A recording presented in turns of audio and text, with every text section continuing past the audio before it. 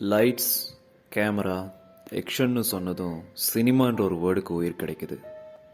Cinema ஒரு படம் பண்ணுறது இங்கே நிறைய பேருக்கு ஒரு பெரிய கனவுங்க. நம்ம கற்பனையில் இருக்கிற ஒரு விஷயம் நம்மளால் உருவாகி ஒரு பெரிய ஸ்க்ரீனில் வாவ் அதை நினச்சி பார்க்கவே அவ்வளோ ஆசையாக இருக்குல்ல. டிரெக்டட் பை நம்மளோட நேம் சூப்பராக இருக்குல்ல. சின்ன வயசுல இருந்து போர் அடிச்சா பண்ணுற ஒரே விஷயம் சினிமா பார்க்குறது. அவ்வளோதாங்க, அது மட்டும்தான் தெரியும். ஸ்கூலில், காலேஜில் படத்தை பற்றி, ஹீரோவை பற்றி, அதில் இருந்த சாங்கை பற்றி பேசிகிட்டு இருந்த நாம் இன்னைக்கு கதையை பற்றி, அதனோட பிளாட்டை பற்றி, ஸ்க்ரீன் பிளேயை பற்றி பேசுகிறோம்னா ஏனா இருக்கும். எங்க சினிமான்றது ஒரு என்டர்டைன்மெண்ட், பிஸ்னஸ், பாலிடிக்ஸ் இப்படி எது வேணாலும் இருக்கட்டும். ஆனால் கிரியேட்டருக்கு அது ஒரு லைஃப்.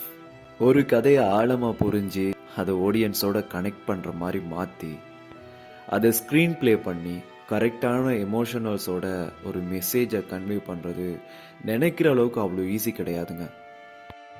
சிலர் படம் பார்த்துட்டே இருக்க கண்ணீர் கொட்டும், மனசு விட்டு சிரிப்பாங்க, நிஜமாலுமே பயப்படுவாங்க, கூஸ் பம்ஸாலாம் ஃபீல் பண்ணுவாங்க.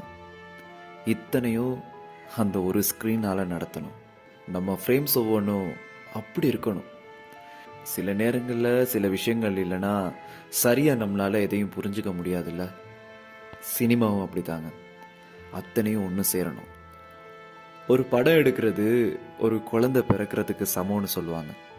சின்ன வயசுலேருந்து தோணுறப்போலாம் எழுதி வச்ச ஒவ்வொரு கதையும் எடுத்துக்கிட்டு அதை படமாக்குறதுக்காக ஆழமான கனவோட ஊர்லேருந்து எல்லாத்தையுமே விட்டுட்டு புறப்பட்டு வந்து அத்தனை ஆஃபீஸ்லையும் ஏறி இறங்கி ஒரு சின்ன சான்ஸ் கிடைச்சிடாதான்னு ஏங்கிட்டு இருக்கிறாங்க.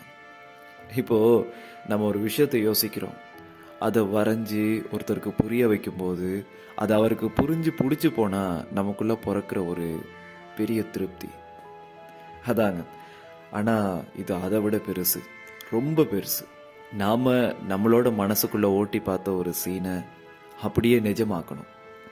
நாம் கற்பனையில் பார்த்து கேட்டது போலவே செதுக்கணும். ஆடியன்ஸ் மைண்டுக்குள்ளே நம்ம தாட்ஸை ட்ரான்ஸ்ஃபர் பண்ணணும். இல்லை, மேஜிக், ஒரு பெரிய மேஜிக்கே பண்ணணும். அவங்க கொடுக்குற பணம், நேரம் எல்லாத்துக்கும் வேல்யூ கொடுக்கணும்.